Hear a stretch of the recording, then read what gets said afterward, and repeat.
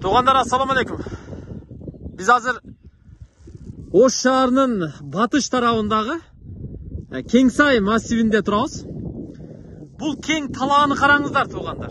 Чындап эле Кеңсай. Бул жагы Ноокат тарап. Теге Ноокаттын тоолору дагы бираз көрүнүп турат. Алмалык айыл ушул тарап. Ал эми Жапалак бул тарап. Ал эми бул жагы Кеңеш. Бул жак болсо Гүлбар. Андан нары Араван, туугандар. Көрдүңүздөр?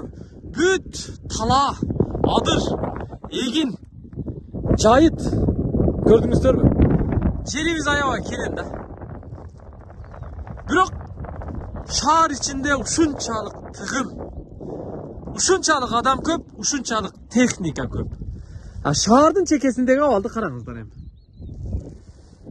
Бизге бир эле нерсе керек экен деп ойлодум. Мына ушул кең сайга, кең талаага эмне керек? Болгону суу ресурсу керек экен, туугандар. Суу ресурсу. Ушул жерге бир чоң каналда тиги жактан Акбурадан тартып келип чыгарсак, анда көрүпсүздөр да. Ош шаарынын жанына дагы бир Ош плюс же Ош 2 шаарын куруп койсо болот экен. Көрдүңүздөрбү? Бул кең сай кеңдик туугандар. Аябай кенен. Нар жакта көрүп турасыздарбы? Азыр жаңы текстил курулуп атат. Ошондон бери до конца келген. Анын үстүнөн негизи мурда Деву каналынан жогору атайын насос менен суу тартылып чыгып, анан канал курулган экен. Канал кайсы жерге чейин келгенин билбейм. Мен бир 3-4 километр бери келгем. Бул жагы кайсы жерге келгенин билбейм, туугандар.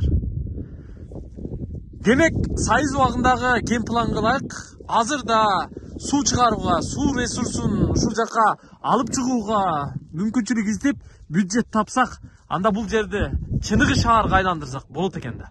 Эмнебиз бар? Жерибиз бар, суубуз бар. Только иштеш керек, каражат табышыбыз керек, бул нерсени жасашыбыз керек, туугандар. Мына Аллах Таалам бизге ушундай кең жерди тартуулаган.